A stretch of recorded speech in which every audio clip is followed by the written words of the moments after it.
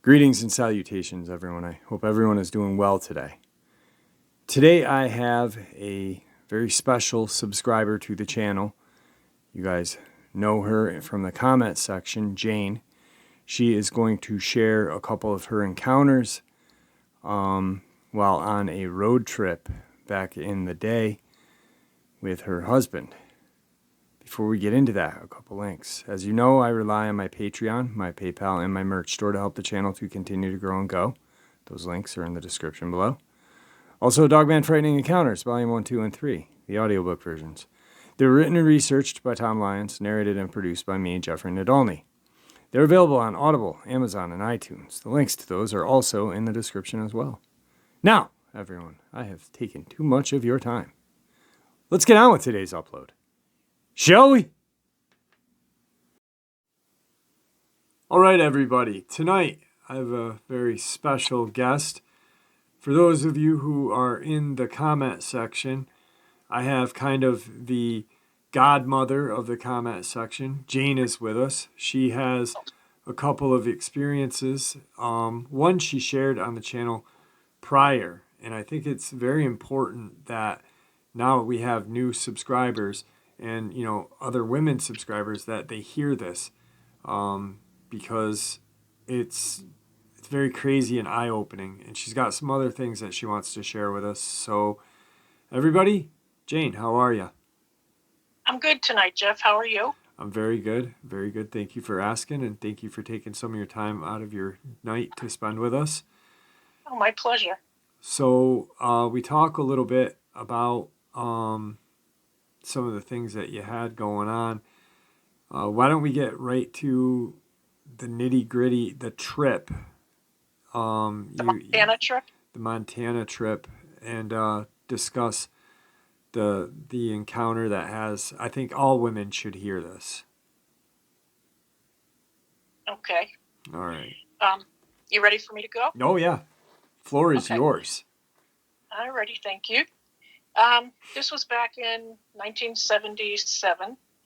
I'd just been married. I was, at that time, 22, I believe.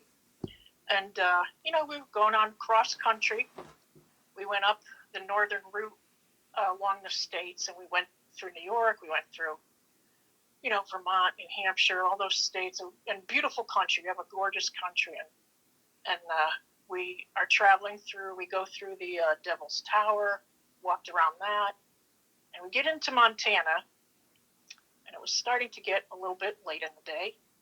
And my husband at that time decided he wanted to pull down into this area that it wasn't even a road. It was like just two kind of little bit worn marks that went down into this canyon. And he says, oh, let's go camp down there. And I'm like, I don't think it's a good idea. Well, obviously he went out, or I wouldn't be telling this story. And we get down there, and it was very odd. Very odd the way the place was set up right there. It was on like a little cliff, not huge, maybe 15 feet on one side, and then around it, it was just like this rounded area, all dirt, and in the center was kind of a little woodsy thing, not real big. And then off in the distance, you could see like a little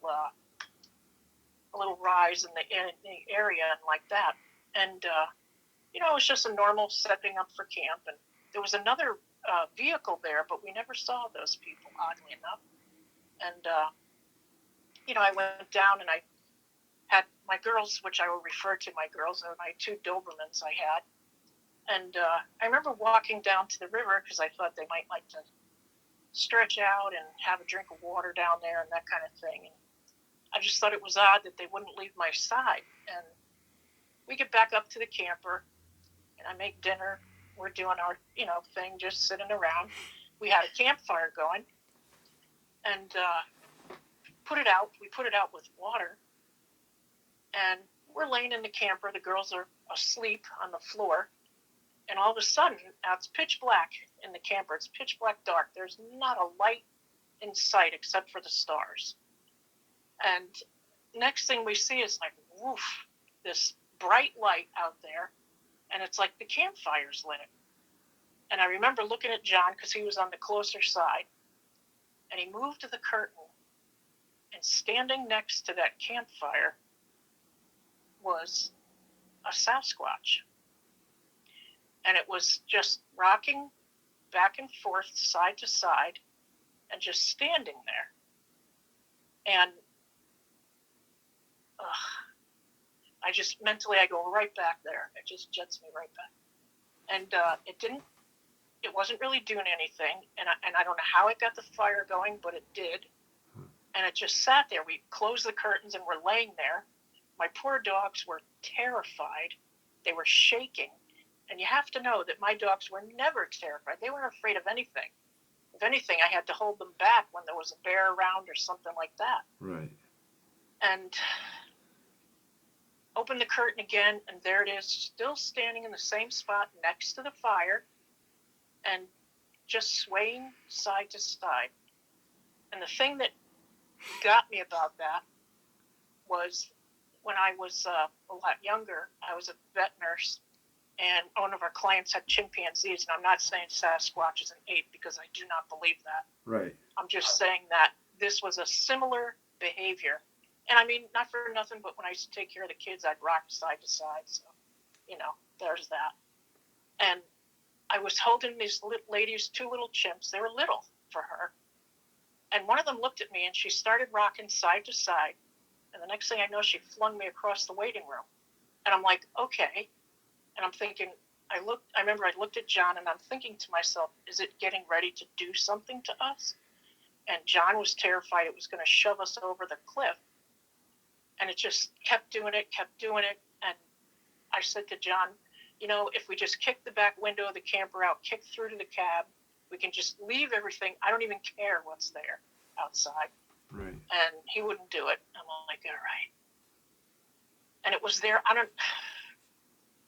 It had to be around 15 or 20 minutes that this whole thing lasted that I remember, because my last view of it was I was thinking what a huge, like I'm looking at my floor to ceiling and it's 8 feet, and that thing was every bit of that tall, and very, very fluffy, long hair. And I remember looking at it, and I laid back down, and I don't remember anything past that.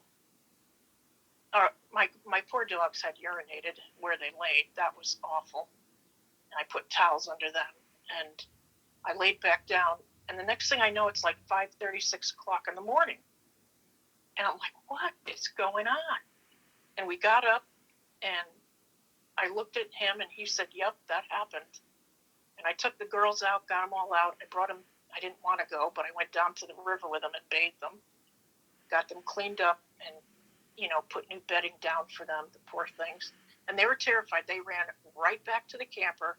They wanted nothing to do with going and smelling anything. Just get me back in the camper. So we did that. We threw all our stuff in the back little section that was left between the camper and the truck, and we took off. And I remember hearing this god-awful, resonating scream, and it had to be that, is the only thing I could imagine, because I did know a lot of different sounds in the woods, not like a lot of people, but I knew that this had to be that thing. I knew it had to be. And we get back to the main road, and we take the left, we're carrying on with our trip. And we come along to this very cool little general store. And we go in, and it was just a beautiful little old world store. It had wooden floors and nice wood stove in the middle. And I'm walking around, and I see John talking to this older gentleman. He had long beard and overalls, little old guy. And they wave me over, and I'm like, what? And I go over, and the gentleman looks at me, and he says, young woman, is it your time? And I'm like, oh. And I looked at John, and I'm like, oh. I said, yes. And he looked at John, and he says, don't bring her anywhere to camp except where there are other people. He says, do not camp like you did last night. He gave John quite the talking to. So needless to say, we did not go camping except for very populated areas. We no longer stopped at any of the places that were kind of desolate because that just freaked me out. And my warning to young women is be very cautious when it is your time of the month, because you go out in the woods and you're like a walking target. And that's if I take nothing else away from this story, it's that. And that, just be really, really careful, and don't go out there when it's that time, because it's just not worth it. And Right. I'm sure other women have had problems, and God help them. Yeah, So absolutely. I mean, that it was just, it's terrifying. Like when I heard it the first time, when you shared it, yep. and it just, and you and I were just talking about it. It's such a bizarre but informative. Mm-hmm. It kind of shines a light on some questions people may have, like, hey, do they, and the crazy thing is the old man and his Yep. knowledge, of it is, young lady, is it your time? And obviously the guy has been around, like you said, he probably owned the store all his life or whatever, but Yep. he's probably knows a lot more than the average Joe about these things just from living out there. And wow, it'd be crazy to talk to him and see what he's got or what Oh my he's seen. God, I know it. I know it. And he was just, he was so nice. And it just, the other thing that creeped me out is not for nothing, but I remember, when we just like fell asleep apparently and woke up, and I'm like, what is going on? Like I was so terrified. I remember how I felt. And I'm thinking, well, what actually happened? Everything looked the same in the camper. Right. So I don't know. Maybe it somehow knocked us out. I don't know. How high was the fire? Because the fire was all the way out. Now, it had to have been a pretty good sized fire for you guys to see it. Oh, it wasn't any more than probably 12 or 15 feet. It was just a campfire to cook on. And it was about, I'm not good with distance. No, I mean, how high was the fire's flames when he had, with whatever, relit that fire? They were shining. They were pretty big, like maybe at least a foot. Wow. At least. And that was soaked ground with water. You had soaked that whole ground. That's insane. Yep. So that's an even more baffling, what the hell is this thing? How'd it get complete wet wood and wet ground lit again? Yep. At nighttime.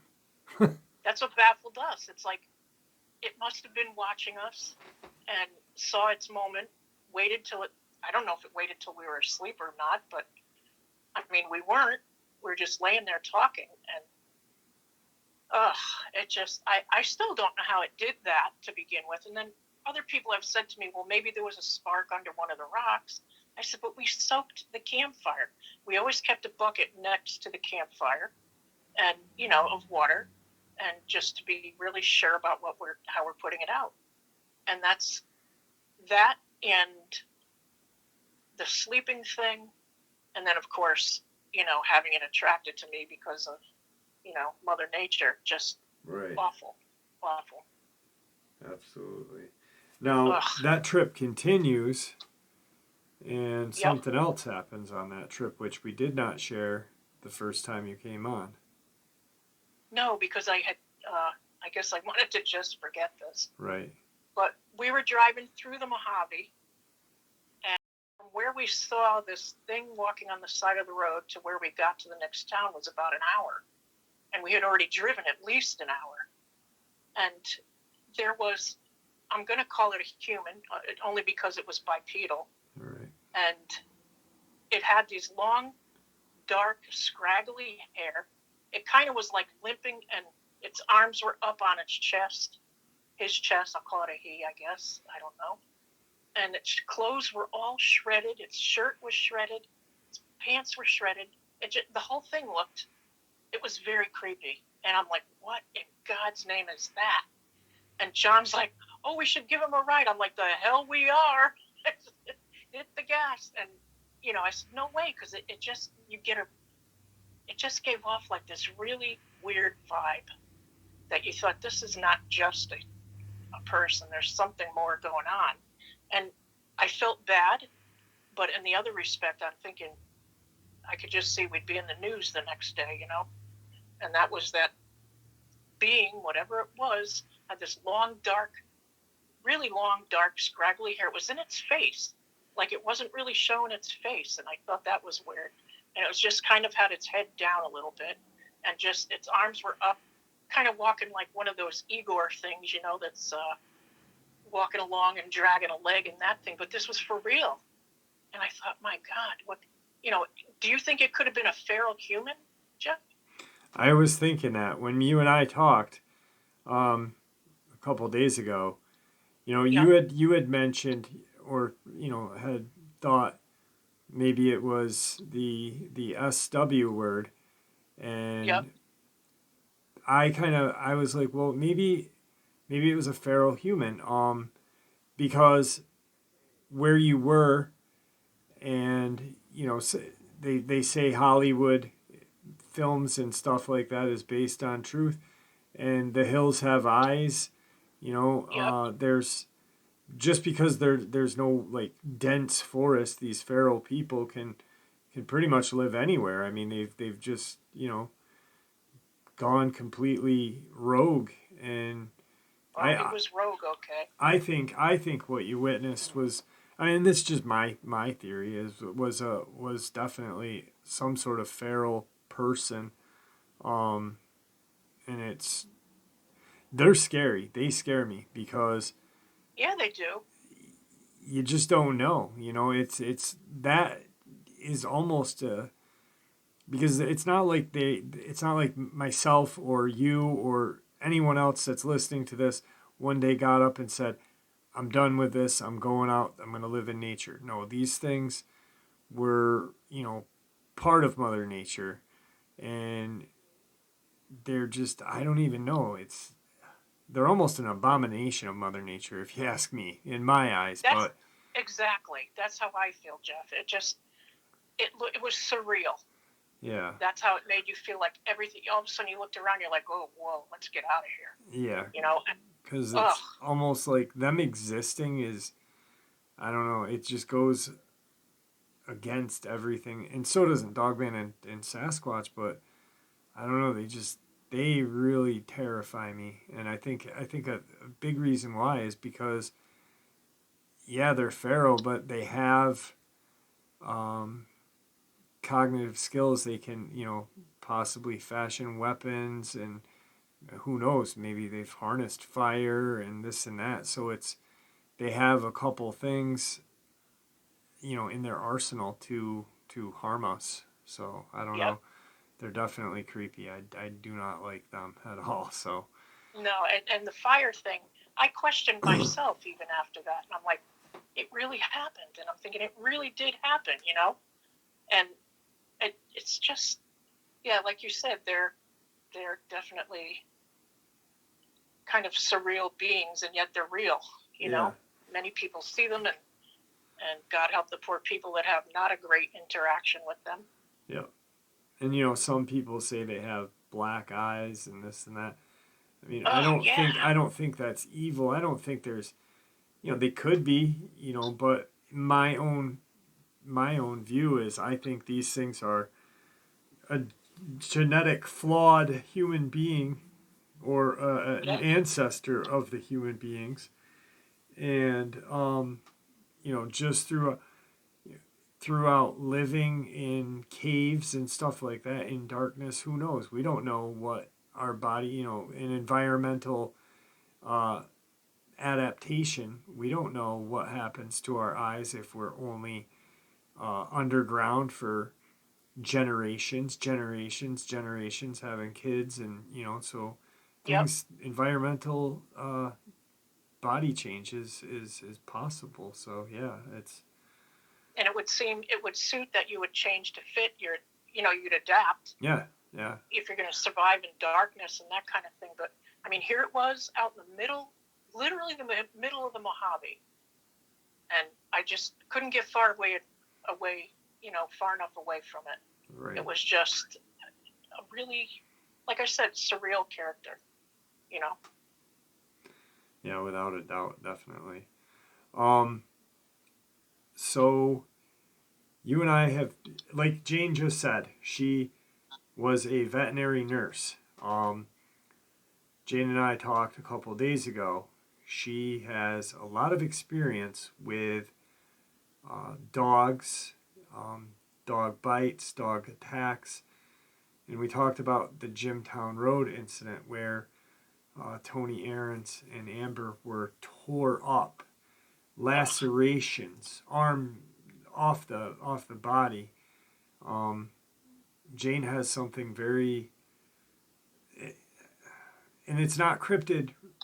It's not a cryptid story, but it's something This to is kind of reality. prove. Yeah, it's something reality to prove that the Jimtown Road is definitely, in my eyes, definitely a cover up, a media and government cover up. So, Jane, share that with us if you don't mind. Sure. I was 19 when I first started working at the animal hospital, and I had been there a few months, and it was a quiet day. It was in the summer, I think, and we took in this latecomer. He was a shepherd mix, not a big dog, maybe 60 pounds, 65 pounds. He came in for a bath, and the owners had tranquilized him. Apparently, there was something they didn't tell us. Well, I found out what that something was. Patty takes the dog out of the cage, and we're going to bathe him, and he looks at me and pulls to the end of his leash.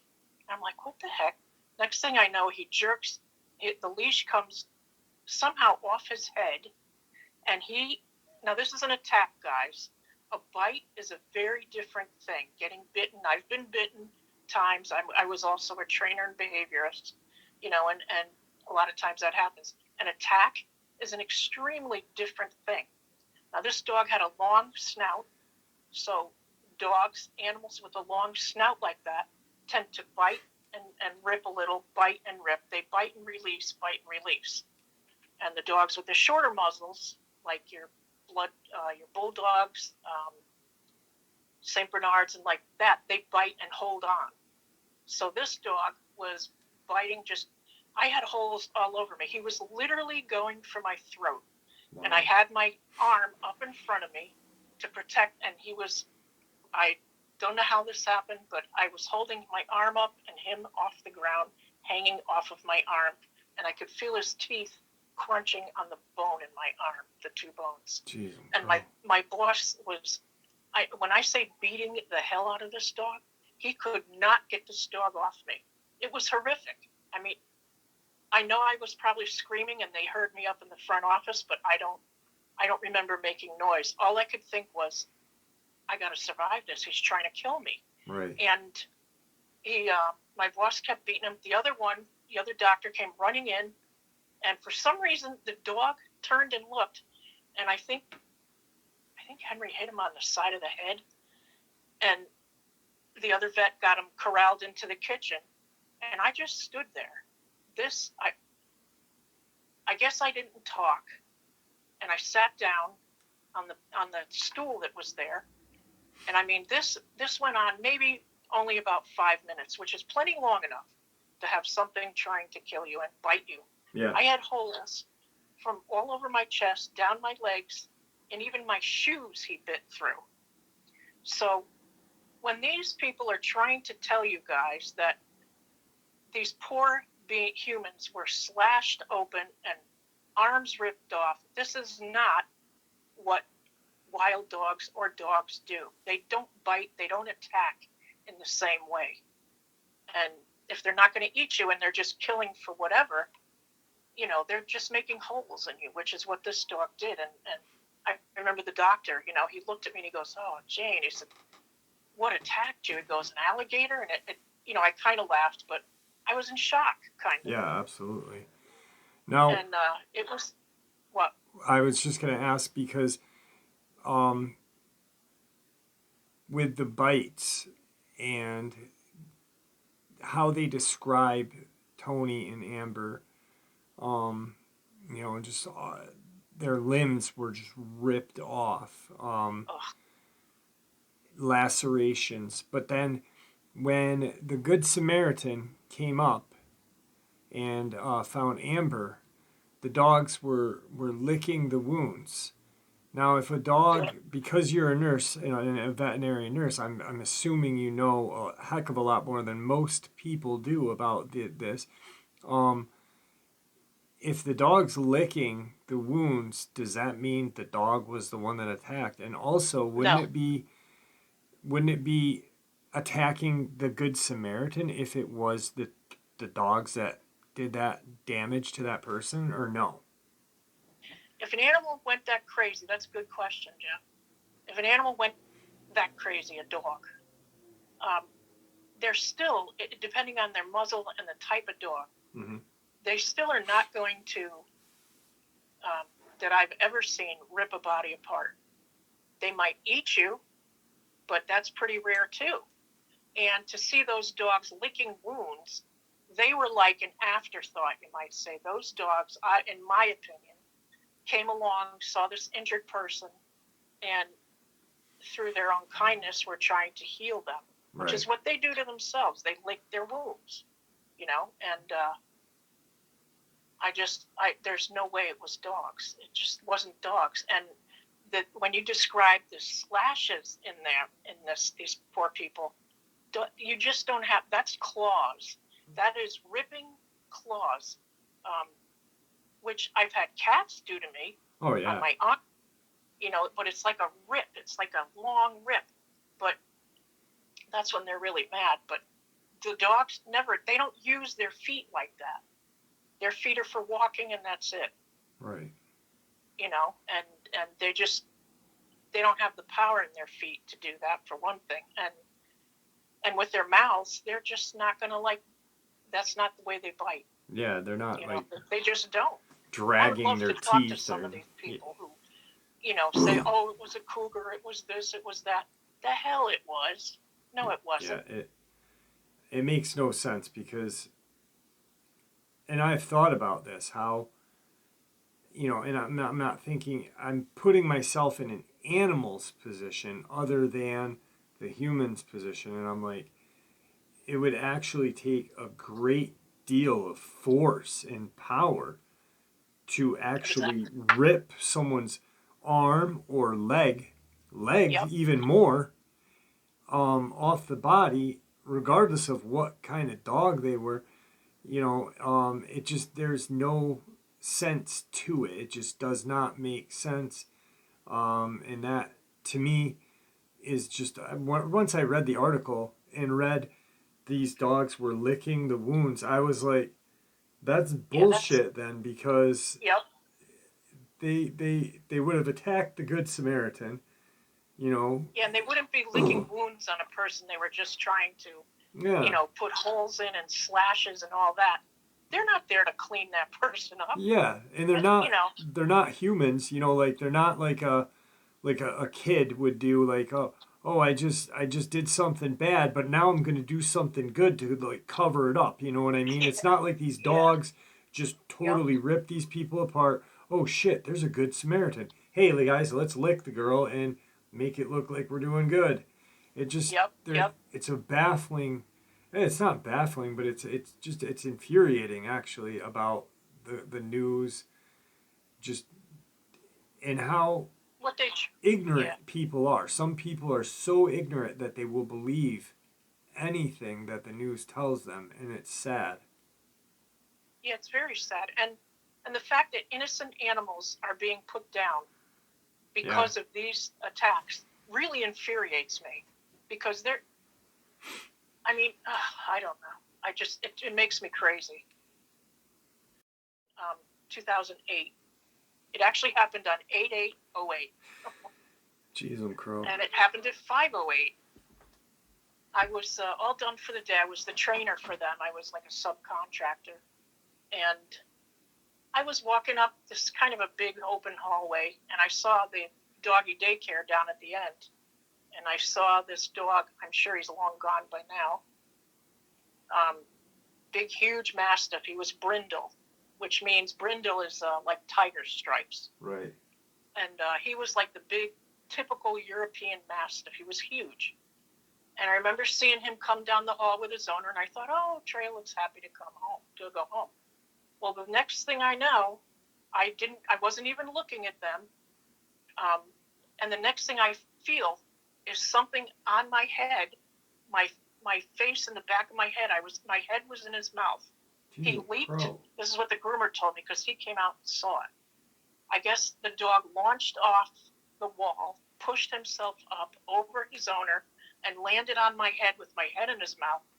And I just remember feeling and hearing like this sickening crunch kind of sound.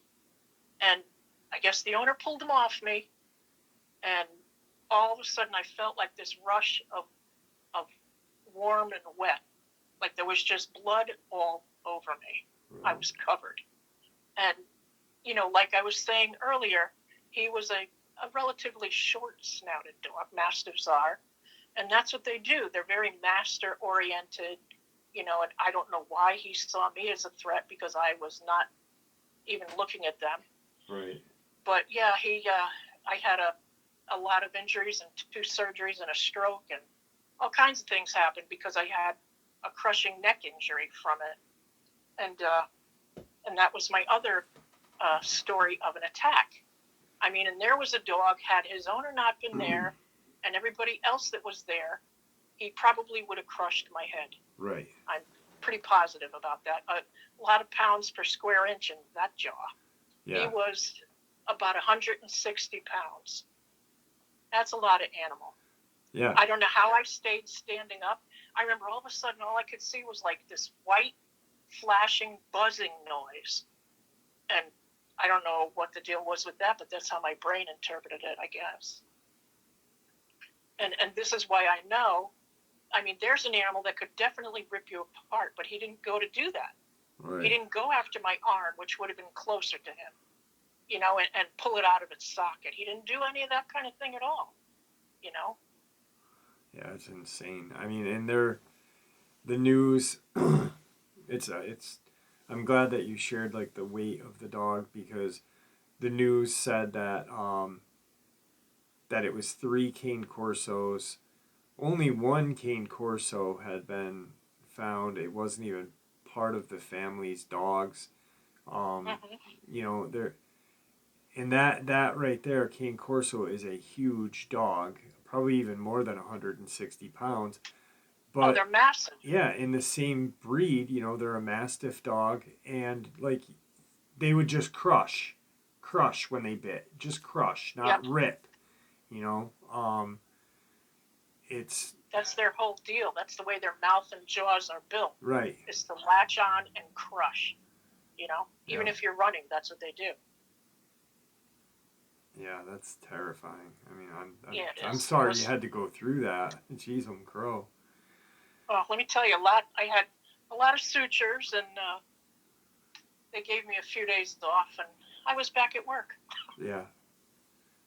Because I'm like, that's not going to beat me. Definitely a fighter. So. Oh yeah. Let's jump ahead. We'll stay in the cryptid because you got a couple other things that you wanted to talk about. Let's stay in the cryptid section, and you've got something that you saw in your yard that you're definitely not sure of what the heck it was. Oh, that was the morning.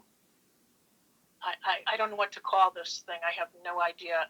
The sun was about 9 o'clock in the morning. Right. And I was talking to my friend. She's my best friend, Susie. And we're on the phone, and I said, oh, I want to show you something outside. You know, there was things that I had planted. And I walk out there, and I look, and where the sun rises, it was illuminating behind this, whatever this thing was. And I said to her, I said, what the hell is that? And Susie's like, what, Lou? What? She calls me Lou. My middle name's Louise.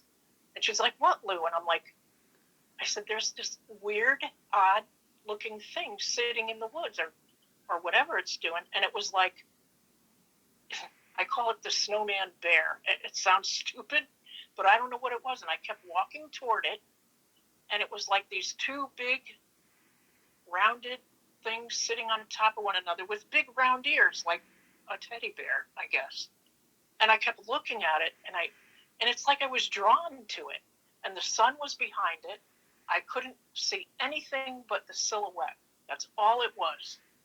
And weirdly enough, I kept walking towards it, and Susie's like yelling at me. She goes, "Lou, get back in the house, get back in the house." And I'm like, but it's so weird. And I was almost fascinated by what the hell is this in the woods? Right. And it was the weirdest thing. And finally she was yelling in the phone, and I turned around, I walked back up the stairs, and I went to look, and it was gone. And when I say gone, I mean that whole section of woods was lit up like it was never there. And it was, I know, I haven't really told too many people about that because it was such a freaky thing. Right. And I told my nephew, because he's a hunter, I said, "What do you think it could have been? Was it a bear? Maybe." And I explained to him what it looked like. He went over, and he was so good. He went over and walked where it was. And he knows I don't make up shit. I just don't. And he knows I had to have seen something. And I said, "Do you think that could have been a bear?" And I said, "It was pretty big. It was at least 6 feet tall." And I said, it was odd. It was so odd, Jeff. Yeah. And I know it sounds stupid, but I just don't know what it was. And to this day, and Susie goes, "Lou, just get in the house and lock the doors." I'm like, okay. Yeah, it's So that was my little weird thing out in the woods. That's freaky, especially you've heard noises out there as well. So I mean, that puts the creepy freak factor out there a little more. Oh yeah, we get a lot of tree knocks and not really screams, but one night there was a ton. It had to be 15 or 20 coyotes. You could almost count the different voices.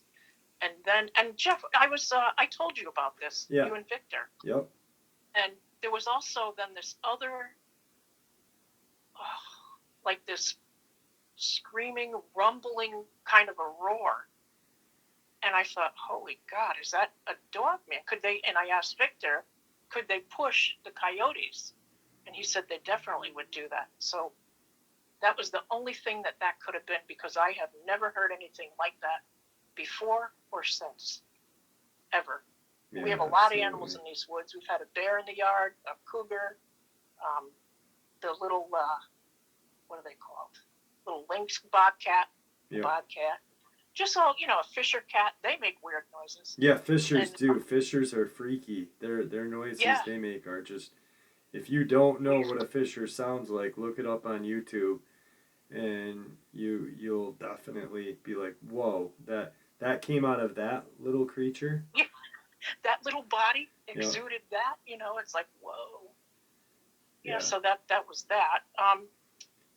Another time, we have a fire pit across the little brook, and we burn all our paper and cardboard and all that. And I was walking out one morning, and I went before the bridge. There's a little bridge across the brook, which leads into the river on the back part of our property. So it is like coyote or Sasquatch, Dogman heaven, I'm sure. Cryptid, whatever, out there, highway.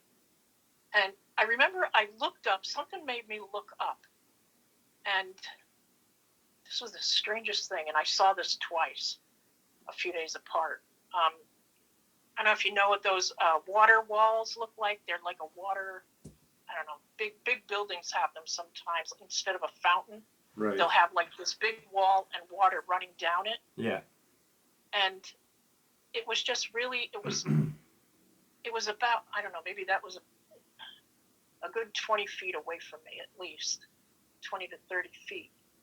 And it was kind of in the pathway that we would walk if we were going out to where the cedar trees are in the woods, in the field rather. And I kept looking at it, and I just had this kind of, I knew I had to like leave and then walk away from it because it kind of repelled me. And yet I was fascinated by, what is that? Because if you take water, and you know how when you pour water out and it pours out sort of in a flat way out of a bucket, and you can look through it, and everything's distorted. Yep. That's what this was like.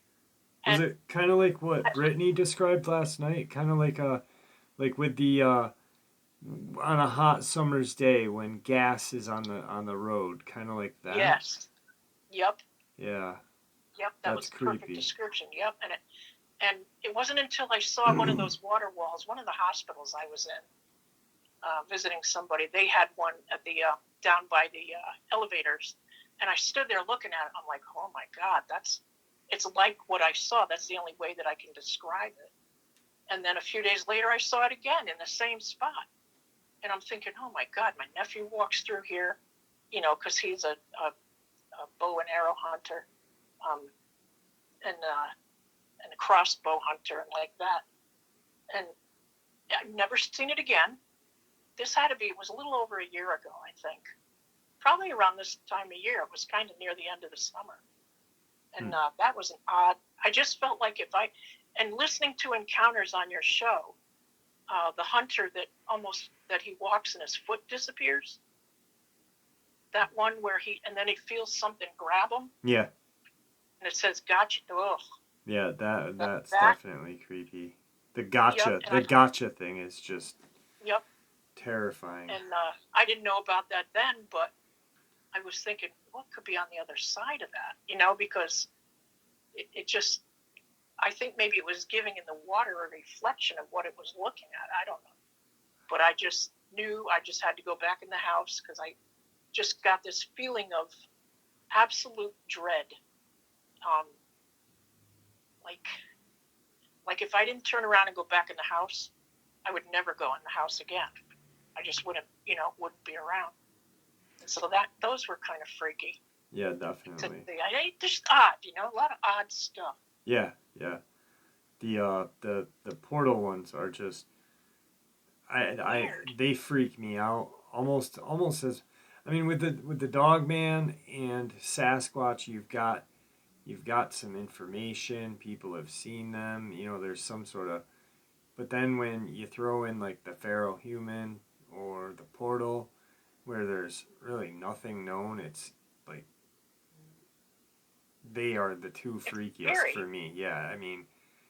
Yeah, like what could be on the other side of that? What is waiting? Absolutely. There was the one encounter I talked about, and it was a portal sighting, and two friends were driving, and they came to the road. They saw it. They saw this portal thing on the side of the road, and they stopped and went and looked at it. And really, one of the guys almost fell into it, and that was his ending words are, "I wonder what would have happened to me if I fell into it." Exactly. Like, do we really want to know what's on the other side? I don't. I mean, I'm pretty adventurous. Like, I love the TV show Stargate when they'd walk into that. Yeah. But, they were kind of knowing where they were going. These things, I truly believe, and this is purely my opinion, that these are some of the reasons people disappear. Like the 411 missing people. Yeah. I really believe that. Oh, really absolutely. Yeah, I do too. The one that really made the portals real but terrifying for me is the hunter at Skinwalker Ranch, or on Ute property, Ute land, and he saw this thing open 3 feet off the ground. Ugh. And just something come out, and then it just takes off into the opposite direction. Ugh. That's terrifying, like. Yeah, it is. That's horrific and terrifying. Because at some point, by seeing it, there's no reality. Once you see, you know what I mean? Reality is questioned completely at that point when you see these things. Oh my God, yeah. Yeah, it's definitely. Like your whole concept of how the world is blown apart into a million pieces. Yeah. And now you're living in like what everybody used to think was sci-fi fantasy. It's like, nope, it's real. Yeah, it's almost like it's real. Nature doesn't exist at that point because there's just, what the hell is this? This was not created by Mother Nature. What was it created by? Yeah. And what are they doing with us? Yeah. the other thing, there's just one more thing. Do we have time? Absolutely. Okay, when I was 13, of course, I thought I was really cool, and we'd go smoke cigarettes in the woods. Yeah. And my friend Lynn and I walked down the road to this, it was kind of a dirt sort of a road, down to this big open area that had this huge cement thing we'd sit on and smoke cigarettes. Well, before we got to the entrance of that, I heard like this, you know how when you pop a cork on champagne or whatever wine, that pop, that noise? I heard that, and I looked, and I saw two, I say they're like lime green fluorescent balls of light, and it looked like nothing was carrying them. They were over my head. They were about, I don't know, 2 or 3 feet over my head, not as high as my ceiling. And they were just like floating, like something was walking and carrying them. They came down towards us, and then they turned and went down that pathway to the cement thing where we used to smoke. And I remember looking at them and thinking, what is this? And we ran fast as we could back to her house. I know that's not much of an encounter, but strangest thing, that's one of the strange things I've seen. You know, and the noise that it made before they appeared, it was like this pop, and there they were, 2 of them. Yeah. And I know people say that sometimes they see those before they see a Sasquatch. We didn't see any of that kind of thing. Of course, we didn't hang around, but yeah, that was weird. Yeah, absolutely. Well, just, Brittany had saw some sort of something prior to seeing her Sasquatch. And, she did, huh? Yeah, she was in her truck, and something floated from one side of the tree line all the way across, right in front of her truck, and then kind of V-lined it. And yeah, I mean, it's like these things move with purpose. You know, like they're going somewhere. They have a destination. That's how I felt. And I'm like,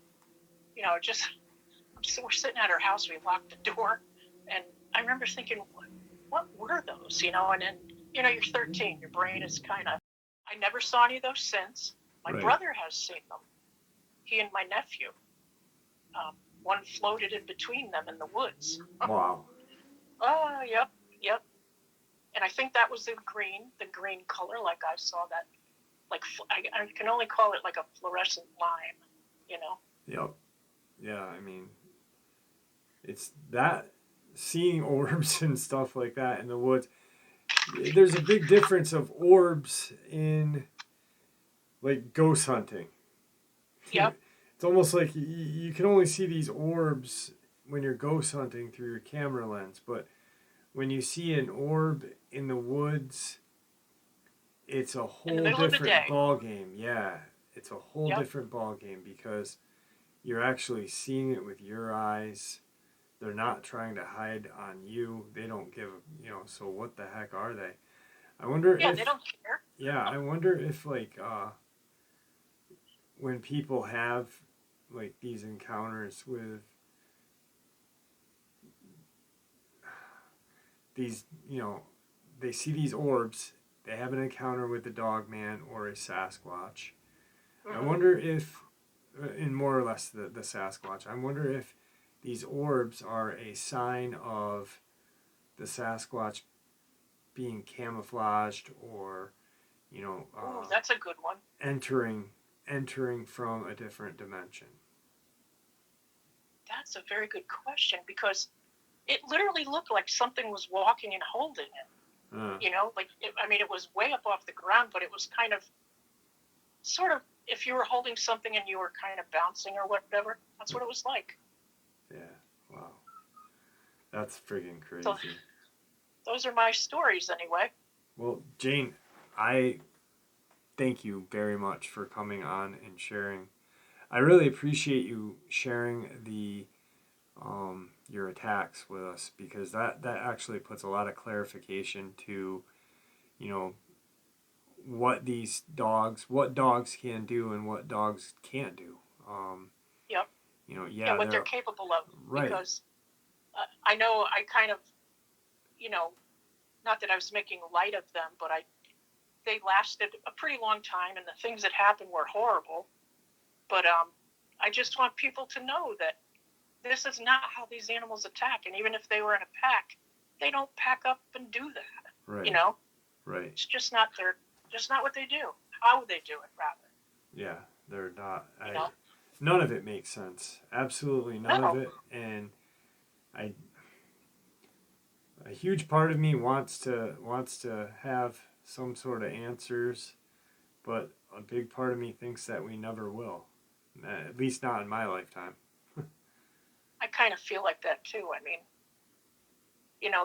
the government and everybody is certainly not willing to let us know what's lurking around in our woods and our parks and everything. Yeah. They, for whatever their reasons are, they don't want us to know. And, you have these innocent people going out there, these women, like in my story with the Sasquatch, they don't know, young women, and, God help them is all I can say. Absolutely. There's nothing more that can help them. It's only God at that point. Yep. So, wow, that was great. Thank you for coming on and sharing with us. Is there anything that you'd like to say to everybody before we end the interview? Well, I think the world as we knew it is not the same as the world we know now. And I think people just need to be more cautious and respectful of all these other types of life. And especially for all the women out there, please be careful. Be careful out there. Right. Yeah. Well, it was great having you on. Don't hang up when I end this. I want to talk to you for a little bit more. Thank you once again, and stay safe, all right? Thank you, Jeff. You too. All right. Bye-bye. Bye-bye. Wow, guys, what a great interview. Jane is a really great person. She's been with me since the channel started, pretty much. A lot of you guys have great conversations with her in the comment section. She's got a lot of valuable insight to share. The Sasquatch encounter has absolutely blown me away since the first day I heard it. And with the new subscribers, I felt that we should share that with you guys. Also, with her veterinarian experience, she felt that it was kind of her, not responsibility, but kind of duty almost to kind of clarify, hey, dogs don't do this. Dogs don't do what the newspapers are saying, which I'm thankful that she came on and did that.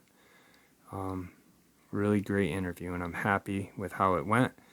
I hope you guys enjoyed it, and I want to thank everybody for all of the support. Try to be kind to each other.